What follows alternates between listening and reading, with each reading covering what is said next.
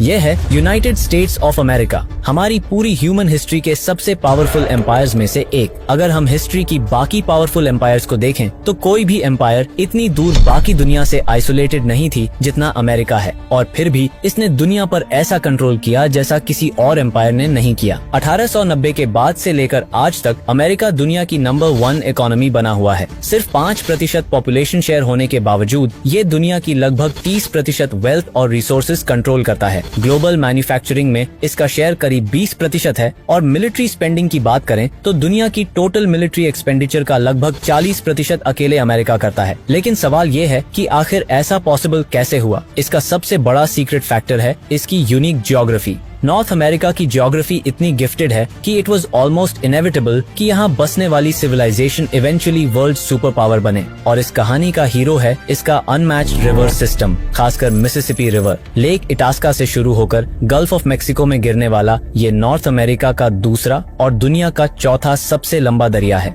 जो अमेरिका के करीब 30 और रिवर्स और लेक्स से जुड़ा है। यहाँ तक कि नॉर्थ अमेरिका का सबसे बड़ा दरिया मिसूरी रिवर भी एक पॉइंट पर इसमें मिल जाता है। इस पूरे रिवर सिस्टम ने अमेरिका को इकोनॉमिक और स्ट्रेटेजिक एडवांटेज दिया, जिसकी वजह से इसकी 31 स्टेट्स डायरेक्टली कनेक्टेड हैं और एक कंटिन्यूअस नेविगेबल वाटरवे बनती है जिसकी टोटल लेंथ 4000 किलोमीटर है, और यही वाटरवे अमेरिका की ग्लोबल पावर बनने की नींव है। मिसिसिपी रिवर की असली ताकत सिर्फ इसका लंबा और चौड़ा होना नहीं, बल्कि इसका नेविगेबल होना है, यानी इसका पानी का फ्लो और चौड़ाई इतनी परफेक्ट है कि हर तरह की शिप्स यहाँ बिना किसी रुकावट के चल सकती हैं। गल्फ ऑफ मेक्सिको से कोई भी शिप अगर इसमें एंटर हो तो वो डायरेक्ट अमेरिका के नॉर्दर्न बॉर्डर तक पहुँच सकती है। ऐसे रिवर्स किसी भी कंट्री के लिए इकोनॉमिक एक्टिविटी जनरेट करने में गेम चेंजर साबित होते हैं, क्योंकि रेल और रोड के मुकाबले वाटर ट्रांसपोर्ट न सिर्फ आसान है बल्कि 10 से 30 गुना सस्ता भी है। यही वजह है कि मिसिसिपी रिवर के किनारे मौजूद फैक्ट्रीज और एग्रीकल्चरल फार्म्स अपने प्रोडक्ट्स को बहुत आसानी और कम कॉस्ट में बाकी दुनिया को एक्सपोर्ट कर पाती हैं। इस एक रिवर की वजह से इस पूरे रीजन में करीब 1.2 मिलियन जॉब्स पैदा हुई हैं, और चूंकि इस रिवर से कई दूसरे बड़े रिवर्स कनेक्टेड हैं, इसलिए अमेरिका के बहुत से सिटीज ऑटोमेटिकली पोर्ट सिटीज बन जाते हैं,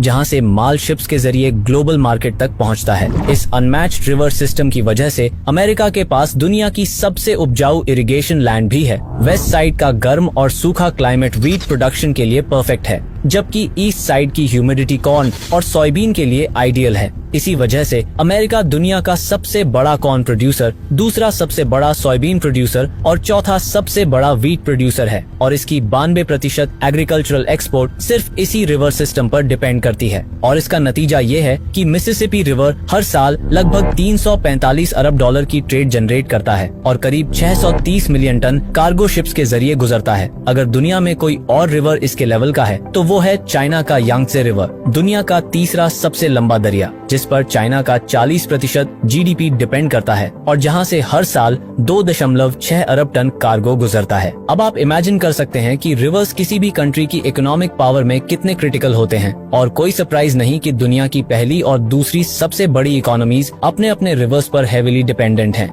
किसी भी कंट्री की इकोनॉमिक ग्रोथ के लिए एक और क्रिटिकल फैक्टर है उसकी कोस्ट लाइन, और इस मामले में अमेरिका के पास एक ह्यूज एडवांटेज है। अमेरिका के पास लगभग 20,000 किलोमीटर लंबी दुनिया की 8वीं सबसे बड़ी कोस्ट लाइन है, जो पूरे अफ्रीकन कॉन्टिनेंट की कोस्ट लाइन से करीब 5 गुना बड़ी है। फर्क ये है कि अफ्रीका की कोस्ट लाइन में कई आइलैंड्स और नेचुरल बैरियर्स आते हैं जो शिपिंग राउट्स को ब्लॉक करते हैं, जबकि अमेरिका की कोस्ट लाइन ज्यादातर खुली और एक्सेसिबल है। और सबसे बड़ी बात, अमेरिका के पास पैसिफिक और अटलांटिक दोनों ओशंस के साथ कोस्ट लाइन है। इसका मतलब ये है कि एक तरफ उसे एशिया से और दूसरी तरफ यूरोप और अफ्रीका से डायरेक्ट ट्रेड रूट्स मिलते हैं, बिना किसी थर्ड कंट्री को टोल, फी या टैक्स दिए। यही जियोग्राफिकल एडवांटेज उसे हिस्ट्री की बाकी सभी सुपर पावर्स से अलग और यूनिक बनाता है। अगर हम मैप पर जूम आउट करके देखें तो अमेरिका बाकी दुनिया से बहुत दूर है और दोनों तरफ गहरे विशाल ओशंस हैं। वेस्ट साइड से देखें तो इसके और यूरोप अफ्रीका के बीच 5000 किलोमीटर चौड़ा अटलांटिक ओशन है,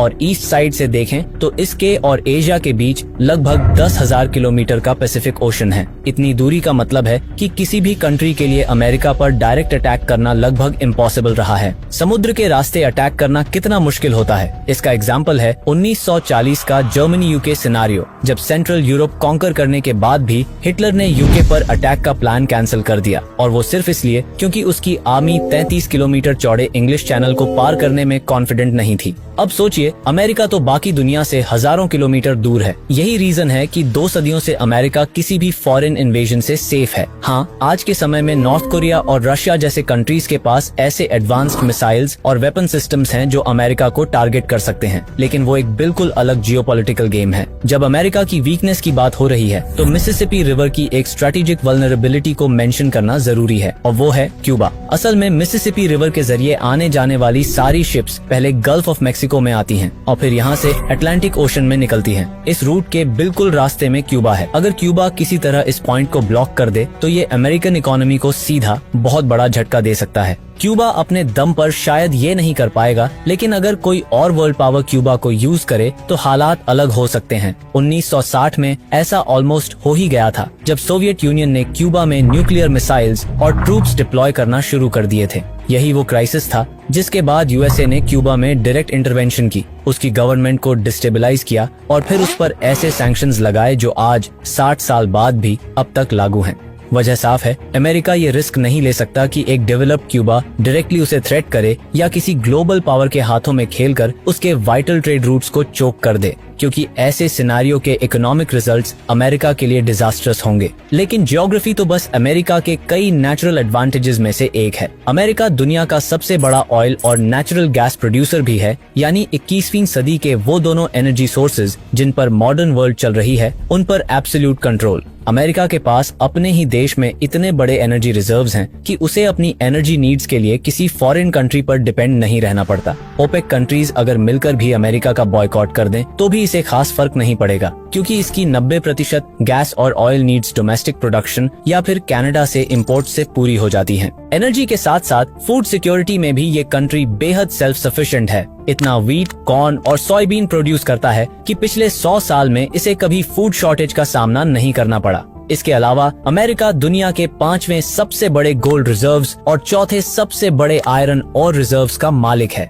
ये सब मिलाकर साफ दिखता है कि नेचुरल रिसोर्सेज, जियोग्राफी और फाउंडिंग फादर्स की 200 साल पहले की स्ट्रेटेजिक प्लानिंग, तीनों ने मिलकर अमेरिका को वो ग्लोबल सुपर पावर बनाया जो आज हम देखते हैं। बस जरा सोचिए, कितनी नेचुरली गिफ्टेड है अमेरिका। ये सच में अनबिलीवेबल है कि पिछले 100 साल में न तो इसे किसी बाहरी दुश्मन से बड़ा खतरा हुआ, न ही किसी रिसोर्स की शॉर्टेज का सामना करना पड़ा। इसी वजह से मैंने शुरुआत में कहा था कि इट वाज नेचुरल कि जो भी सिविलाइजेशन इस रीजन में बसती वो एक ग्लोबल पावर जरूर बनती।